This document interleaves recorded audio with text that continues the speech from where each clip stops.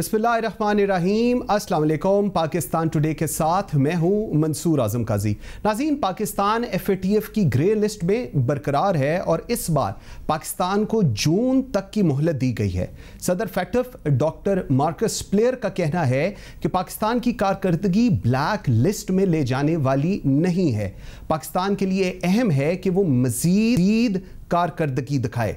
FATF का कहना है कि पाकिस्तान अप्रैल के इजलास में ज़ेरे गौर नहीं आएगा, मजीद कारकर्दगी जून में देखी जाएगी। पाकिस्तान ने 27 में से 24 अहदाफ पर अमल दरामद करके दिखाया है। पाकिस्तान का 3 अहदाफ पर अमल ना होने के बराबर रहा।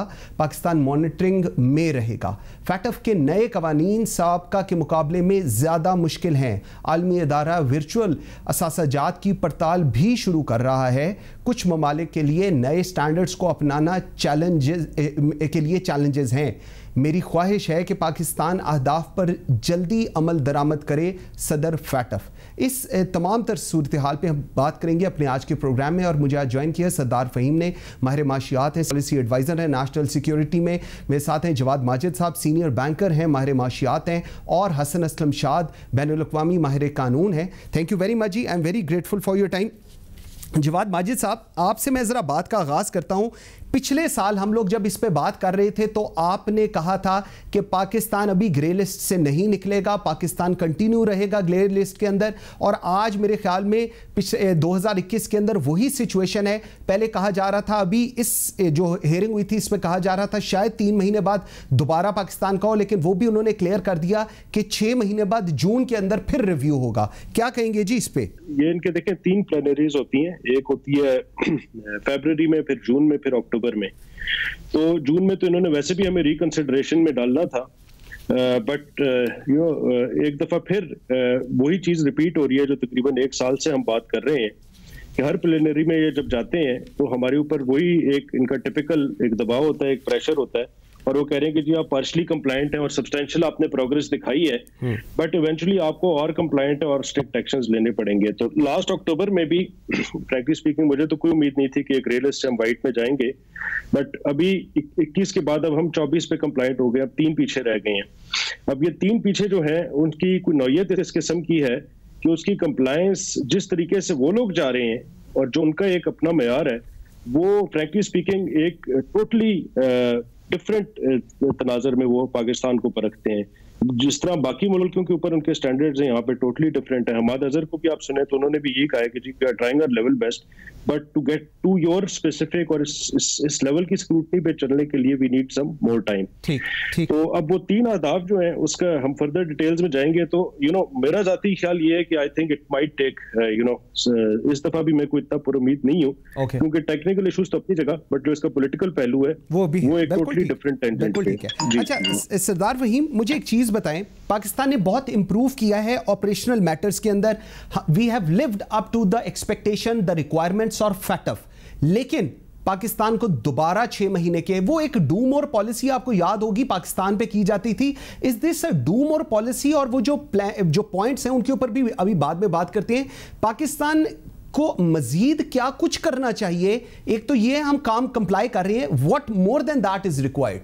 जी मंसूर, बहुत शुक्रिया आपने ये पॉइंट रेज़ किया और इस अपॉर्चुनिटी का। देखिए, बात बड़ी सिंपल सी है कि वो जो एक FATF है वो पूरी दुनिया में लागू हो रहा है। वो इस तरह नहीं है कि सिर्फ पाकिस्तान पे हो रहा है।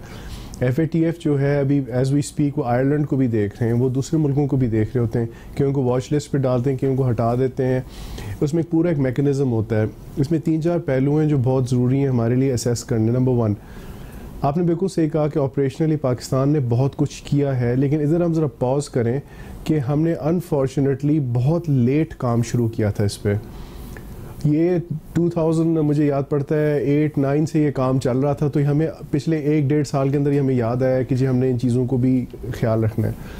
हैविंग सेड दैट, हमें ये चीज़ का भी बड़ा ख्याल रखना पड़ता है कि आप चाहे जितना भी काम अच्छा कर लें, आप जो भी कर लें, एक जो डिप्लोमेटिक एलिमेंट होता है ना, उसको हम साइड लाइन नहीं कर सकते। मैं उसको एक्सप्लेन करता हूँ कि आपका क्या ख्याल है कि हमारा क्या ख्याल है कि क्या दुनिया को ये नहीं पता कि FATF में इस वक्त ऐसे मुल्क मौजूद हैं वाइट लिस्ट में कि अगर आप उनका ज़रा सा एनालिसिस करें तो वो ना सिर्फ मनी लॉन्ड्रिंग कर रहे हैं, टेररिस्ट फाइनेंसिंग कर रहे हैं और साथ उल्टा और इनकरेज कर रहे हैं कि उनके मुल्क में आगे और ही एक्टिविटीज़ यहाँ से जनरेट हों, India being one of them.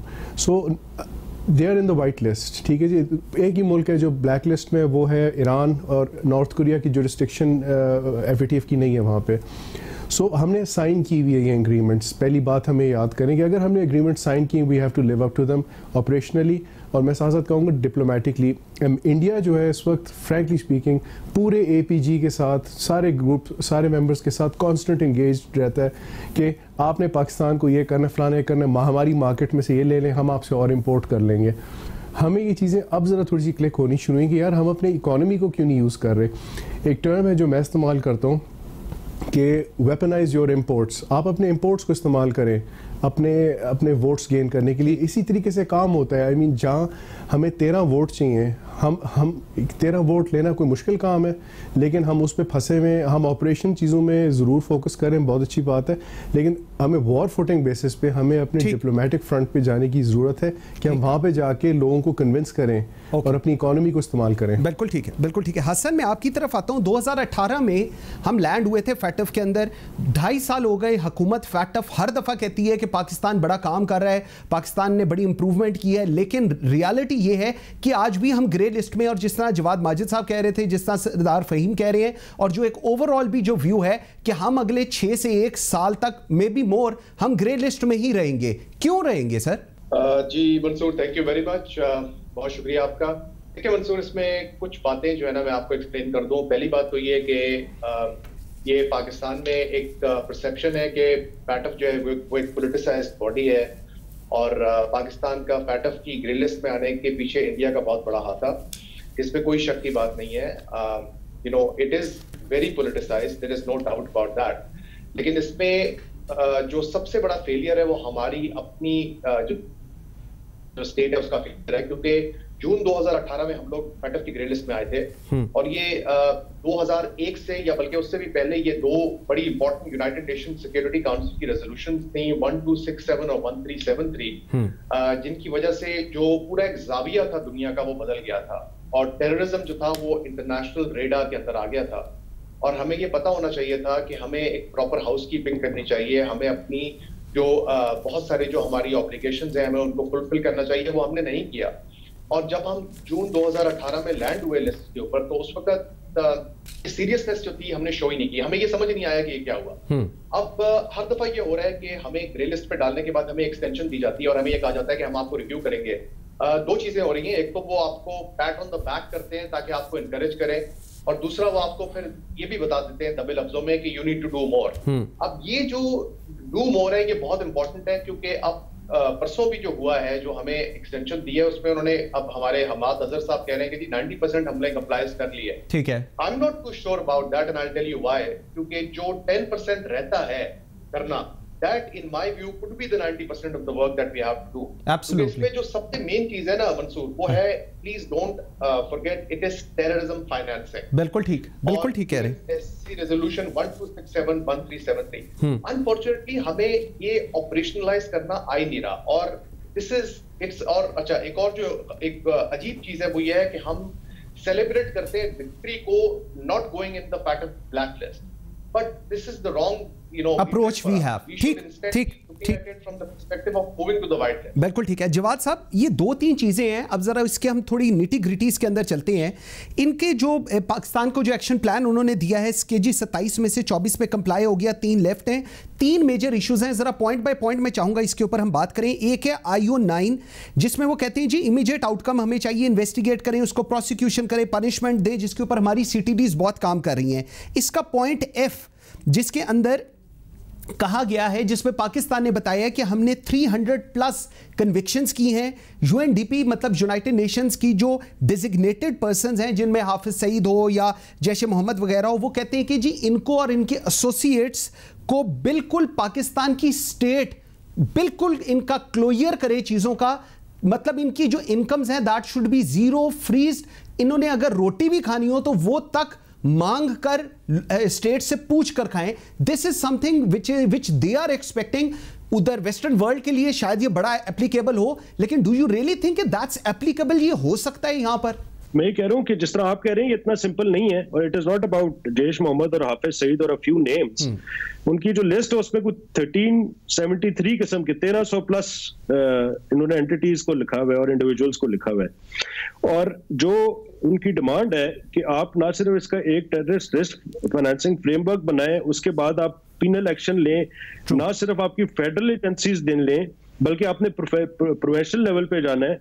Provincial level पे जाके आपकी जो लॉ एनफोर्सिंग एजेंसीज हैं उनका और जो कोर्ट्स का है उनका क्या दायरा इख्तियार होगा। उसके बाद जब वो कोर्ट्स उनको सजा देती हैं, हर कोर्ट की अपनी जुरिडिक्शन है, court does not take care about के एफएटीएफ क्या कर रहे हैं, उन्होंने तो कानून के मुताबिक फैसला देना है।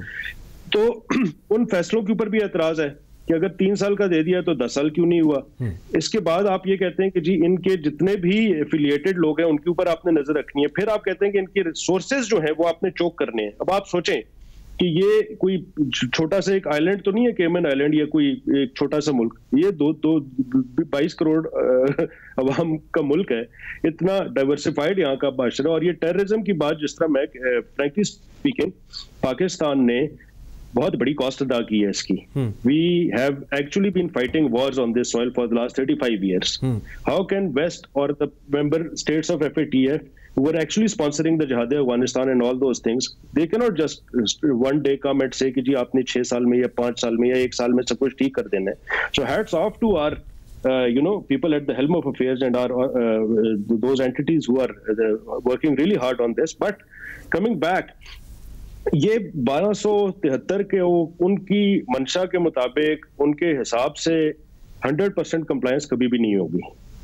साइमल्टेनियसली इसी फोरम पे जब इंडिया के बारे में सवाल किया जाता है कि इंडिया में भी तो टेररिस्ट फाइनेंसिंग कर रहे हैं, इंडिया में भी तो ये सारी चीजें चल रही हैं, तो वो कहते हैं कि नहीं हम तो एक ओवरऑल 360 डिग्रीज एनालिसिस करते हैं, हम एक इंसिडेंस को या एक पर्टिकुलर चीज को लेके नहीं जा सकते। तो ये दोहरा म्यार है। और इसके अंदर हमारा जहां तक कसूर है वो यहाँ तक जरूर है कि मेरा नहीं ख्याल आज भी हम इकोनॉमिकली उस सूरत हाल में हैं कि हम इंडिया का जो ग्लोबल एक प्रेशर है, ये 37 ममालिक हुई है ना, फाइनेंशियल हब्स हैं, so India enjoys a great उसका एक बहुत बड़ा क्लाउड है, उनके इंटीग्रेटेड इंटरेस्ट हैं। और हम क्या कर रहे हैं, हम IF से भी मार खा रहे हैं, हम बेकारी हैं, हम आज भी हर डोनर एजेंसी के रहमो करम पे बैठे हुए हैं। तो ये वो ममालिक, इट्स अ ग्लोबल माफिया। ठीक है, आगे जाके हम इसको भी बात कर सकते हैं कि क्या वजूहात हैं कि हम और किस तरीके से निकलेंगे हम इससे। बिल्कुल ठीक है। रीजनिंग फ्रैंकली स्पीकिंग हमने इंक्लूसिव अपनी एक अप्रोच देखनी है। हम जब तक IMF के प्रोग्राम्स पे, जब तक हम अपने फंडामेंटल्स ठीक नहीं करते, which will take time. बिल्कुल। So ये प्रेशर है जो IMF और ये सारे इदारे आपके ऊपर कहीं ना कहीं से आपको स्क्रू करते हैं और हम उस दलदल में फंसते जा रहे हैं। बिल्कुल ठीक। तो फ्रैंकली स्पीकिंग ब्लैक लिस्ट तो नहीं होगा, बट व्हाइट लिस्ट भी। और आपने ये भी देखना है कि इस वक्त अमेरिका में एक चेंज आ गई है, ठीक है ना। तो उसमें मैं बिल्कुल आता हूं जवाद साहब, उसमें मैं बिल्कुल आता हूं। फहीम साहब, मुझे थोड़ा सा एक चीज बताइएगा, जिस तरह भी ये बात हो रही है, उन्होंने कहा है कि जी UNDP दोबारा कहते हैं जी assets should be freezed, liquidate करें उनको और उनको राइटफुल जगहों पर प्लेस किया जाए। उसके साथ TFC की अगर जब ये लोग बात करते हैं टारगेटेड फाइनेंशियल सैंक्शंस, उसके ऊपर ये सारी चीजें, एक हम बात कर रहे हैं पाकिस्तान की, इट्स नॉट अमेरिका। हमारी जो लॉ है, हमारा जो कानून है, हमारी जो पॉलिसीज हैं, वो बड़ी फर्क हैं, वो वेस्टर्न वर्ल्ड जैसी नहीं है। हम लोगों के लिए अगर कोई बंदा चंदा दे देता है, उसको 5 साल के लिए सजा देना, अदालतें इस पे बहुत बड़ा सवालिया निशान हो जाता है कि एक बंदे ने चंदा दिया है तो आप उसको 5 साल की सजा दे रहे हैं, और कुजा ये लोग कहते हैं कि 20, 30, 40 साल की सजा दी जाए। ये डू यू रियली थिंक कि ये एप्लीकेबल हो सकता है पाकिस्तान के अंदर? और अगर नहीं हो सकता तो इसका फिर रिजल्ट क्या होगा?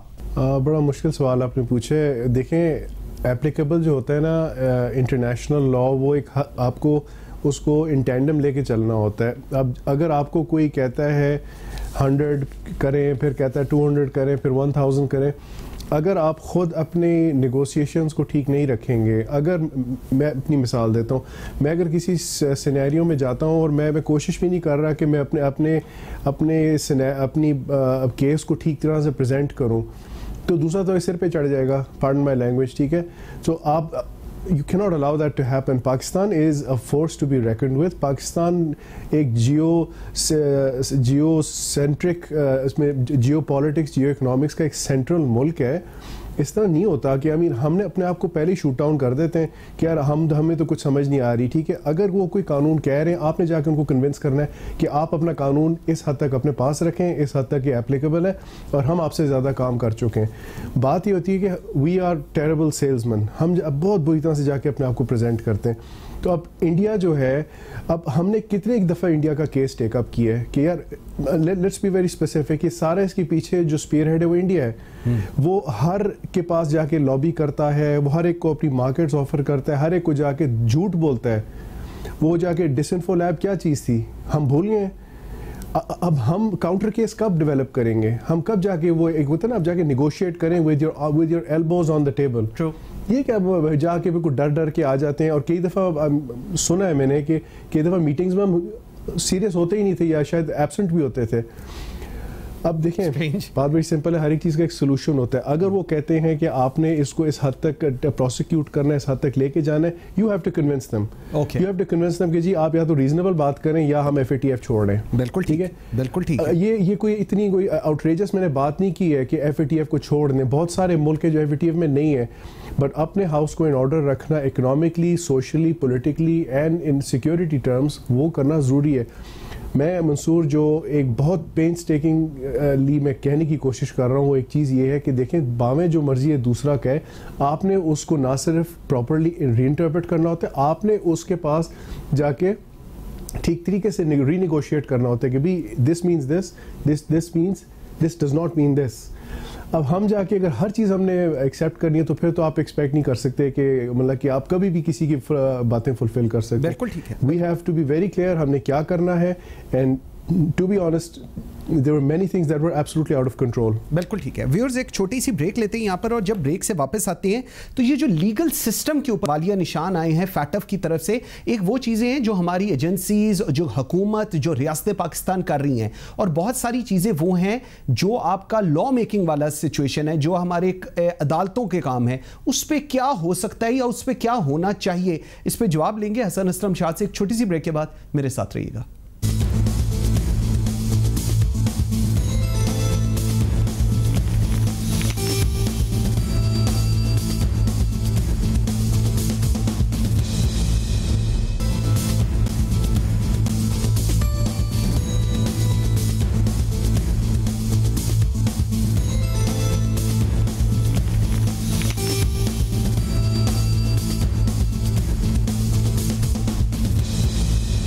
Welcome back after the break. जी, हसन असलम शाह, ब्रेक पे जाने से पहले आपके लिए सवाल छोड़ गया था. हमारी जो पनिशमेंट्स हैं, जो हमारा लीगल सिस्टम देता है, FATF के मुताबिक वो कंपैरेटिवली कम हैं as compare to the western world. So हमारे लीगल सिस्टम या जुडिशल सिस्टम, इसमें तो ये ऑल टुगेदर एक रिफॉर्म करने की ज़रूरत है अगर हमने FATF के जो उनके SOPs हैं उसके बराबर आने. क्या कहेंगे? देखिए मंसूर, ऑफ कोर्स आप कभी भी ये नहीं हो सकता कि आप अपना लीगल सिस्टम जो है पूरे का पूरा उसको FATF के मुताबिक कर दें. लेकिन आई एम श्योर कि FATF की जो एक ऑब्जेक्शन है वो सिर्फ इस चीज पे नहीं है. जो पेनल्टीज हैं वो थोड़ी होती हैं या थोड़ी ड्यूरेशन के लिए होती हैं. एक और जो बहुत बड़ा एक स्टिकिंग पॉइंट है उनका वो ये है कि हमारी जो लॉ एनफोर्समेंट एजेंसीज हैं, they are not able to prosecute. तो हमारा जो लीगल सिस्टम है उसके अंदर कुछ ऐसी चीजें हैं जिनको हमके FATF जो है वो कंसिडर कर रहा है कि ये हम उनकी रिक्वायरमेंट्स को मीट नहीं करते. Having said that, it is simply impossible कि आपका जो लीगल सिस्टम है वो FATF के स्टैंडर्ड्स के मुताबिक 100% हो जाए. ऐसा ना हो सकता है और ना हमें प्रेशर किया जा सकता है. लेकिन अभी मेरा ख्याल है गलबन फहीम साहब ने या जवाद साहब में से किसी एक ने ये बात की थी कि आपको देखें डिप्लोमेटिकली भी जो है अपनी पोजीशन को एक्सप्लेन करना पड़ता है. ये बहुत अच्छा पॉइंट उठाया है कि आपको दुनिया में जब कोई चीज बताई जाती है तो आपका काम होता है कि आप आगे से काउंटर आर्ग्यू करें, आप उसको जो है एक्सप्लेन करें, आप दुनिया के उनकी जबान में उनको समझाएं कि ये चीज जो है ये इस तरह है, ये हमारे मुल्क में इस तरह इंप्लीमेंट होगी. मैं इतना कॉन्फिडेंट नहीं हूं कि हमारी जो टीम्स है उन्होंने जाके ये चीजें शुरू दिन से जो है ये एक्सप्लेन की हैं अच्छी तरह. हम बहुत डिफेंसिव थे और हम बहुत लेट जो थे हम बेदार हुए थे. और अगर हम इसको सीरियसली लेते, अगर हमारे पास भी शुरू दिन से नॉलेज होती और कैपेसिटी होती और विल होती ये चीज जाके एक्सप्लेन करने की, तो शायद आज हम ना होते हम इस फैटफ की ग्रे लिस्ट के ऊपर। ओके। अच्छा जवाद साहब, एक और चीज़, पाकिस्तान ब्लैक लिस्ट में नहीं जाएगा ये तो हम सबको पता है, पाकिस्तान ग्रे लिस्ट में रहेगा अगले साल 1.5 साल, गॉड नोस कब तक, ये भी हो गया। सर ये जो एशिया पैसिफिक ग्रुप है जो म्यूचुअल एवेल्युएशन रिपोर्ट इशू करता है, अगर हम फैटफ से निकल भी आते हैं लेकिन जो हमारे सिस्टम की परफॉर्मेंस है, फाइनेंशियल सिस्टम्स की, उसके ऊपर भी बहुत बड़ा सवालिया निशान है। और अगर हम फैटफ से निकल भी आते हैं उसके बावजूद एक क्लोज मॉनिटरिंग पाकिस्तान के फाइनेंशियल सिस्टम के ऊपर रहेगी। इसको आप किस तरह देख रहे हैं? बिल्कुल आप सही कह रहे हैं, और बल्कि अभी जिस तरह मेरे दूसरे भाई कह रहे थे मैं वहां से कंटिन्यू करूंगा कि लास्ट अक्टूबर वाला जो था सेशन, उसके लिए तो हमने बहुत जोर लगाया था डिप्लोमेटिकली। हाँ। और मुख्तलिफ जगहों पे गए, और बट इस दफा कोई ऐसा मुझे लग रहा है कि हम रिकंसाइल कर गए कि यार ये 3 मुल्क तो हैं, मलेशिया, टर्की और China, so let it be grey and कुछ करते हैं। और उसके बाद तो इस दफा हमारे कोई डिप्लोमेटिक लेवल पे कोई उस तरह की एफर्ट नजर नहीं आई। आई थिंक हम कंटेंट थे कि लेट इट बी। जहां तक देखें, अब इसके आपने बिल्कुल सही बात की है, इसमें भी अगर इनके जो आप वेबसाइट पे जाके देखेंगे तो वो कह रहे हैं कि ठीक है आपने 24 तो कंप्लाई कर ली, लेकिन 40 हमारे रिकमेंडेशंस भी हैं, ऑल्दो उसकी ग्रे लिस्ट और व्हाइट लिस्ट तो उसका इफेक्ट नहीं है, बट वो एक चीज लाते हैं कि जी वी विल सी कि ये कितनी सस्टेनेबल रहती हैं ये, and we will also be monitoring it, कि हो सकता है ये 24 तो आपने कर ली है, आप बाकी 3 में से 2 कर लें, लेकिन अगले में हो सकता है उसमें से 2 पुरानी निकाल लें कि जी वहां पे ये मसला हो गया। खैर, so there are 2 sides of it. One is the money laundering and financial monitoring, other is the terrorist financing. तो money laundering वाला जहां तक तल्लक है, हमारे जो फेडरल बैंक है, हमारे जो बैंक्स हैं, ऑल्दो यहाँ पे भी कुछ फियास्कोस हमने सुने हैं, but the amount of money laundering which is happening across the globe, even in West, in developed countries, in Middle East, और वो कोई रडार वहां पे नहीं होता, खुले आम चल रहा होता है। तो उस लिहाज से I think we have done tremendous job in the last few years. The banks have really complied, this federal bank has really laid down a lot of penalties on banks. अभी भी रिसेंटली मेरे ख्याल में 2 दिन पहले उन्होंने जो अपना एंटी मनी लॉन्ड्रिंग की जो पॉलिसी उसको फर्दर इनकी जो लेटेस्ट रिकमेंडेशंस हैं उसके मुताबिक उसमें ढाल दी है, और वो इमीडिएटली इंप्लीमेंट भी हो जाएगी। So I don't see a lot of problem on the financial side of this और the money laundering side of this. The actual problem is on the terrorist financing. And जो आपने दरमियान में बात की कि जी 13 लोग अगर हमारे साइड पे हो जाते हैं, 13 लोग हमारी उस वक्त वोट होगा जब हमारे पास अमेरिका की आशीर्वाद होगी। डिप्लोमेटिकली मेरे ख्याल में सबसे मैं इस पे बिल्कुल जवाद साहब, मुझे एक चीज थोड़ी सी बताते जाइएगा क्योंकि बैंकिंग से भी आपका है। ये जो एक कहा जा रहा है जी banking transactions right from day one जो हम लोग देखते आए हैं, AML, ड्यू डिलिजेंस, ये तो बैंकिंग के अंदर जितनी भी इनफ्लक्स आ रहा होता है या आउटफ्लो जा रहा होता है वो तो बड़ा स्ट्रिक्ट होता है, कंप्लायंस बड़ी एट ऑल लेवल चेक की जाती है। बट व्हाई इट्स सो कि बैंकिंग को भी ये अभी तक उस लिस्ट के अंदर डाल रहे हैं, पाकिस्तान के बैंकिंग सेक्टर को? जी हमारा बड़ा वेल रेगुलेटेड बैंकिंग सेक्टर है, और जो भी इंटरनेशनल इनके जो फाइनेंशियल स्टैंडर्ड्स हैं उनको हम कंप्लाई करते हैं। बल्कि जो लेटेस्ट फाइनेंशियल स्टैंडर्ड्स पूरी दुनिया ने अगले 3 या 5 साल में कंप्लाई करने हैं, इस वक्त हमारा स्टेट बैंक ऑलरेडी हमारे बैंक से वो कंप्लाई करवा चुके हैं, ISFRS वगैरह जो है। So we do not as such have a lot of problem, that is just a pressurising tactic just to because आपका ये जो फेडरल बैंक या आपका जो मिनिस्ट्री ऑफ फाइनेंस है, these are the 2 main key stakeholders other than a few other agencies who are represented by the। ठीक। अच्छा जवाब वो फहीम साहब, टेररिस्ट फाइनेंसिंग की बात हो गई, क्रॉस बॉर्डर की बात हो गई, इनफ्लक्स आउटफ्लक्स अक्रॉस बॉर्डर की दोबारा बात की जा रही है, हुंडी हवाला की बात की जा रही है और स्मगलिंग की बात की जा रही है, और इसको लेकर टेररिस्ट फाइनेंसिंग को लिंक किया जा रहा है इन सारी चीज़ों के साथ। फेंसिंग पाकिस्तान कर रहा है, कोशिश हर लेवल के ऊपर कर रही है, लेकिन आज सवाल यह है कि यूएस का और सऊदी अरेबिया का इस चीज़ के अंदर होने से क्या पाकिस्तान के लिए कुछ बेहतर सिचुएशन हो सकती है, और अगर ये नहीं होंगे तो फिर सिचुएशन क्या होगी? सऊदी अरेबिया का तो सुनने में आ रहा है कि अब रुझान फिर चेंज हो रहा है टुवर्ड्स पाकिस्तान, तो देखते हैं कि क्या होता है। अमेरिका का भी जो है आप देख सकते हैं कि वो कोशिश कर रहे हैं काफ़ी फ्रंट्स पे अपनी पुरानी डील्स को रिवाइव करें, ये वो अब वंस अगेन हैव टू सी कि बाइडन एडमिनिस्ट्रेशन क्या करते हैं। लेकिन मैं थोड़ा सा मंसूर माजरत से मैं फिर से कहूँगा कि हमारा होमवर्क क्या तैयार है। गवर्नमेंट ने इतनी एफर्ट की है, अगर 2 साल के अंदर आप फ्रॉम नोवेयर आप 24 पॉइंट्स पूरे कर चुके हैं, मैं सिर्फ फैटफ पे फोकस करूँगा, तो ये पहले भी तो हो सकता था ना, तो ये हम पहले भी कर सकते थे और आपके पे कोई उस तरह से नज़र ना पड़ती। और जब आप एफर्ट करते हैं तो फिर आप दूसरे को कम से कम क्वेश्चन कर सकते हैं कि जी होल्ड ऑन अ सेकंड, आप मुझे ये कह रहे हैं तो दूसरे मुल्क को भी तो ज़रा आप लाए ना। एक तो अब बुनियादी बात यह है कि इसके अंदर एक डिप्लोमेटिक ऑफेंसिव की बहुत ज़रूरत होती है। अगर इस वक्त सऊदी अरेबिया का सपोर्ट हमें मिल सकता है, अगर हमें अमेरिका की सपोर्ट मिलती है तो बहुत फ़ायदा होगा, लेकिन that's not the end of it. हमें we have to push harder कि कॉन्स्टेंटली अपनी डिप्लोमेटिक एफर्ट्स होनी चाहिए, इकोनॉमिक डिप्लोमेटिक एफर्ट्स के। एक ब्रेक का कहा जा रहा है जी, इंडिया का नाम हम ऐसे लेते हैं जैसे कि पता नहीं कि क्या है। फहीम साहब, मुझे एक ब्रेक का कहा जा रहा है, सिर्फ एक छोटी सी ब्रेक ले लीजिए, हम यहीं से स्टार्ट करेंगे, मेरे साथ रहिएगा।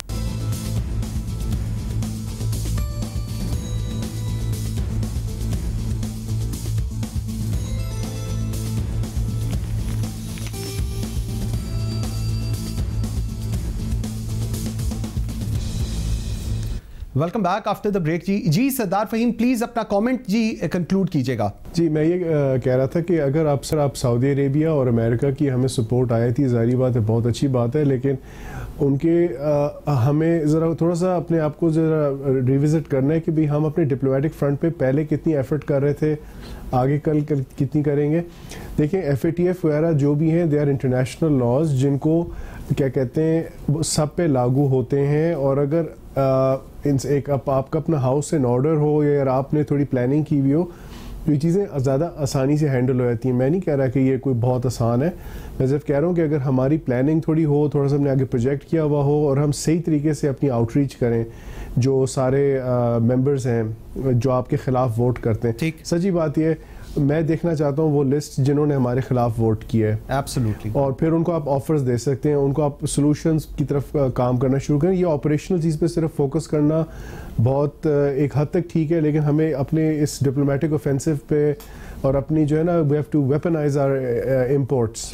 ठीक हो गया। और अपने हमें इस चीज़ को मैक्सिमाइज करना है, इसी से रिजल्ट निकलेगा। हसन, आपकी तरफ मैं आता हूँ। हिंदुस्तान और अमेरिका ने हमें प्लेस किया इस सारी सिचुएशन में। हम कहते हैं हम विक्टिम हैं, हमारे जो मॉनिटरिंग टीम है उसके अंदर इंडियंस हैं। ये हम विक्टिम वाला कार्ड कब तक खेलते रहेंगे और इससे बाहर कौन निकालेगा हमें?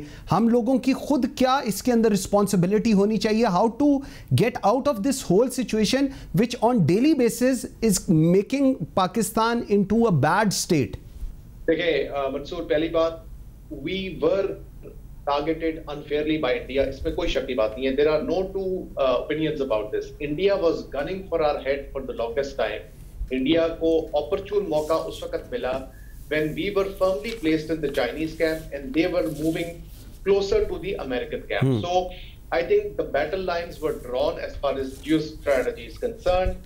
हमें पता था कि उन्होंने किया है, लेकिन मेरी सिर्फ ये इल्तिजा है कि अगर हम इंडिया करने की बजाय अगर हम उनको रिस्पॉन्ड करने की तरफ तवज्जो देते तो शायद आज हम ग्रे लिस्ट के अंदर ना होते, क्योंकि we wasted a lot of precious time which we could have used to get out of the grey list. ठीक। अच्छा, अब जहां तक इस बात का ताल्लुक है कि ये विक्टिम मेंटालिटी किस तरह बदलेगी, इसका मेरे पास कोई जवाब नहीं है मंसूर।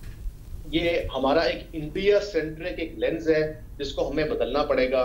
इसका मतलब ये नहीं है कि हम जो है अपने नॉन नेगोशिएबल चीजें उनके ऊपर हम नेगोशिएट कर दें या हम गिव अप कर दें, नथिंग ऑफ दैट सॉर्ट। लेकिन हमें ये रियलाइज करना पड़ेगा कि दुनिया जो है वो एक ग्लोबल विलेज है। इसके अंदर जो रूल्स हैं वो अगर बना दिए गए हैं और अगर हमारे ऊपर इम्पोज कर दिए गए हैं, tough, we have to get out of it. It's our battle, we have to fight it out. और अगर हम विक्टिम मेंटालिटी अपनी जो है ये बढ़ाते रहेंगे तो उसकी वजह से फिर जो है हम अपने आप को खुद शिकस्त देंगे। हमें दुनिया को हमें शिकस्त देने की जरूरत नहीं पड़ेगी। और ये दूसरी बात ये है कि मैं क्विकली अपना कमेंट खत्म कर देता हूँ। जहां तक इस बात का ताल्लुक है कि इंडिया का रोल रहा है डिसइंफो लैब के अंदर, जो कि अभी EU डिसइंफो लैब की रिपोर्ट है उसके अंदर भी आया है, ये सब चीजें जो है इंडिया की जो एक बैड फेथ है, उनकी जो गिल्ट है उसको एस्टैब्लिश करती हैं। लेकिन इसको हमें इंडिपेंडेंटली देखना चाहिए from Pakistan FATF grey listing, क्योंकि अगर हम फैटफ के अंदर ये कहेंगे कि इंडिया को फैटफ में जो है ग्रे लिस्ट के अंदर आना चाहिए, तो ये एक इंटरनेशनल कम्युनिटी के अंदर एक ऐसा इंप्रेशन पड़ेगा कि हम अपने ऊपर से जो है ब्लेम उसको डिफ्लेक्ट कर रहे हैं। तो हमें जो है ये दोनों चीजें जो है इनको म्यूचुअली एक्सक्लूसिवली देखना चाहिए मेरे ख्याल में। ठीक। अपने आप को जो है मजबूत करें, हम इस लिस्ट से खुद निकले और उसके बाद जो हमने बाकी चीजें करनी है वो आगे जाके। बिल्कुल ठीक है। जवाद साहब, ये जो एक पॉइंट है कि जी पाकिस्तान अपना केस फैटफ के सामने या दुनिया के सामने सही तरह प्रेजेंट नहीं कर सक रहा। अभी डिस्इंफो लैब की बात हुई है, ये चीज़ें बिल्कुल पॉपअप होती हैं, for the time being I, उसको हमने लेकर गए, लेकिन पाकिस्तान प्लीड नहीं करता प्रॉपरली। इसको कैसे देखा जाए, इसको कैसे एड्रेस किया जाए? इसके लिए मेरे एक ही वर्ड है मेरे पास कि we are an ad hoc approach हर चीज में है हमारी। यहाँ पे भी एडहॉक बेसिस पे हम चल रहे हैं। जब वो चीज आएगी तो उसको हम एकदम पैनिक करेंगे या ओवर रिएक्ट करेंगे, एकदम इंटरनेशनली भागना शुरू कर देंगे या कहेंगे कि अगले 3 से 6 महीने में हम ये सारा कुछ कर लेंगे। ऐसे नहीं होता। देखें, अगेन इंटायरिटी में अगर देखें तो मैं हसन की बात से भी एग्री करता हूँ कि ये हमें एक लॉन्ग टर्म सस्टेनेबल एक अप्रोच एज अ कंट्री बनानी पड़ेगी। और अब वक्त ऐसा आ गया है कि हमारे पास टाइम उतना नहीं रहा, हमारे पास वो लग्जरी ऑफ टाइम अब नहीं है। सबसे बड़ी इस वक्त जो आपकी, ठीक है, militarily we have done well, but we are in shackles as far as the economy is concerned. That's the biggest debacle that we have today. It is either we are a fiscally failed state or we are very close to a fiscal failure. आपका आज देखें, आपको FATF से दबाया जाएगा, आपको IMF के programme से दबाया जाएगा, आपको वर्ल्ड बैंक दबाएगा, आपको US सैंक्शंस दबाएंगी। वो नहीं होगा तो UN का अंदर कोई ना कोई चक्कर बन जाएगा। वजह यह है कि आपकी इनके ऊपर इतनी ज्यादा डिपेंडेंस है। जिस दिन ये हुकूमत आई थी आपका डेट टू GDP 71% था, आज 88% पे चला गया। ये अगर 3 साल और इसी तरीके से चलता रहा तो आपका 100% आपका जो डेट टू GDP उससे भी ऊपर चला जाएगा। तो इस सूरत हाल में आप क्या करेंगे? अपने टैंकों के अंदर तेल भी IMF के पैसों से डालेंगे, तो आपकी क्या सवर्निटी है? वो आपको इसी तरीके से आप पुश करेंगे, आपके सारे बटन्स दबाएंगे। वजह यह है कि आपने कुछ मुश्किल फैसले लेने हैं, जो कि हमने एक इंक्लूसिव इकोनॉमिक अप्रोच बनानी है। Let's stop being a client state, let's stop playing and look outwards always towards waste America या सऊदी अरेबिया या चाइना। बेकारी अप्रोच से निकल के हमें कुछ सख्त फैसले वो लेने हैं। मैं कंक्लूड करता हूँ इसको, जो कि मैं हर दफा आपसे बात करता हूँ, डिफरेंट फोरम्स पे भी करता हूँ। हम जब तक अपने फंडामेंटल्स ठीक नहीं करेंगे, हमने अपना टैक्स ठीक करना है, हमने अपना FBR ठीक करना है, हमने अपने ये जो सिक यूनिट्स हैं इनको ठीक करना है, हमने अपने एग्रीकल्चर इंडस्ट्रियल रिफॉर्म्स लाने हैं, हमने ये सारी चीजें, और साथ साथ हमारे पास जब तक सेहत के लिए, तालीम के लिए, रफाए अमा के लिए बजट नहीं होगा, और वो कब होगा? ठीक हो गया कि ये जो लोग पावर सेक्टर में बैठे हैं इनको अब सैक्रिफाइस करना पड़ेगा। ये अवाम और टैक्स ना दे सकती है, ना इसमें हिम्मत है। इनको अपने शेयर में से कुछ ना कुछ कंट्रीब्यूट करना पड़ेगा। Until unless we address our fundamentals, we will keep on doing what we are doing. ठीक है सरदार फहीम, मुझे क्लोजिंग कमेंट की तरफ दीजिएगा। एक तो जो बात हो रही है कि एडहॉक अप्रोच है हमारी, हमें अपने फंडामेंटल्स को ठीक करना है। जब तक हम अपनी इन बेसिक चीजों को ठीक नहीं करेंगे, दुनिया फैटअप हो, UN, यूनाइटेड नेशन हो, हिंदुस्तान हो, अमेरिका हो, they all will come up to us. क्यों? इसको एड्रेस किस तरह करें? आप लोग ज्यादा पॉलिसी को देखते हैं, पॉलिसी को बनाते हैं। कौन सी ऐसी पॉलिसीज बनाने की जरूरत है या उनको इंप्लीमेंट कराने की जरूरत है? देखिए, इसमें 4-5 चीज़ें आती हैं। पहली बात यह है कि हमने क्या क्या साइन किया हुआ है, हमने क्यों साइन किया था और हम पे क्या रिस्पॉन्सिबिलिटी आती है। अगर हमने खुद कोई चीज़ साइन की हो तो आपको माननी पड़ती है, और एट अ सर्टेन पॉइंट हमें ये भी कंसिडर करना चाहिए कि हम उस एग्रीमेंट से निकल जाएं। दूसरी बात, देखिए, FATF हो या ना हो, हम खुद चीज़ों को बहुत कैजुअली कई दफ़ा ले जाते हैं। और फिर देखें, जब हम एफर्ट कर रहे हैं, गवर्नमेंट ने एफर्ट की, तो अब आप देखें ना, वो नंबर्स प्रोड्यूस होने शुरू हो गए। आप पहले क्या FATF की बात थी, अब क्या बात थी? एफर्ट की गई है और रिजल्ट्स प्रोड्यूस हुए हैं। ठीक है, nothing will ever be perfect, सीधी सी बात है। जब आपका अपना हाउस इन ऑर्डर होता है, देखें, या तो पॉलिसीज़ को थोड़ा सा रिव्यू करना होता है, आपने ऑपरेशनली अपने आप को देखना होता है, लेकिन जो मेरी नज़र में सबसे इंपॉर्टेंट चीज़ है वो है कि आपको थोड़ा सा लॉन्ग टर्म प्लानिंग करनी पड़ती है। और 2-4 कीप इट सिंपल, 2-4 आपको एक अपनी एक्शन पॉइंट्स बनाने होते हैं कि कॉन्स्टेंट आउटरीच हो, सारा वक्त वोट्स इकट्ठे करते रहें, सारा वक्त जो है आप अपने आप को क्रिटिसाइज करते रहें, कि उससे आपका सिस्टम साफ होता चला जाता है। ठीक है जी। मैं आखिरी बात ये कहूँगा कि UN सिक्योरिटी काउंसिल के 5 परमानेंट मेंबर्स हैं, वो बात वोट पर ही आती है। ठीक है जी, और हमें इस चीज़ को बहुत जल्दी पिक कर लेना चाहिए। हमने इन द पास्ट, क्योंकि हमारे 1-2 सुपर पावर्स के साथ ज़रा ज़्यादा चंद प्रोजेक्ट्स पे करीब थे, तो हमने अपने आप को थोड़ा रिलैक्स रखा है। बिल्कुल ठीक। ये मैं कहता हूँ, ये हमारे लिए ब्लेसिंग इन डिस्गाइज है, FATF और ये कोरोना वगैरह सारी चीज़ें, क्योंकि आपके अपने सिस्टम्स इंप्रूव हो रहे हैं। बिल्कुल ठीक है Sardar Faheem, thank you very much. Jawad Majid sahab, thank you very much. Hassan Aslam Shad, thank you very much ji for your time. 2-3 चीज़, Pakistan is not a good seller. Let's accept it. Pakistan has to work on it. दूसरी चीज़, Pakistan responsibility ले रहा है, लेकिन रिस्पॉन्सिबिलिटी के साथ साथ पाकिस्तान को ऐसे काम करना है, दुनिया को कन्विंस करना है what Pakistan is doing. Fundamentals हमारे ठीक होने की ज़रूरत है, हमारी लॉ मेकिंग को ठीक होने की ज़रूरत है. हमारे इदारों ने, हमारी CTDs ने अक्रॉस पाकिस्तान बहुत काम किया फैटफ को लेकर, लेकिन जो व्यू पॉइंट वेस्ट का है वो हमारा नहीं है. उसके लिए हमें लॉ मेकिंग करने की ज़रूरत है, उसके बगैर नहीं हो सकता. और इन सारी चीज़ों के बाद, ये सब कुछ करने के बावजूद भी पाकिस्तान के रिलेशनशिप्स ठीक होने बड़े ज़रूरी हैं US के साथ और बाकी चीज़ों के साथ, ताकि पाकिस्तान अपना केस प्रॉपरली प्लीड कर सके दुनिया के सामने. फैटफ और no FATF, Pakistan needs to come out of this. Thank you very much watching Pakistan today. You can follow us on Facebook and Twitter. मुझे मंसूर आजम काजी को इजाज़त दीजिए. अल्लाह हाफिज़.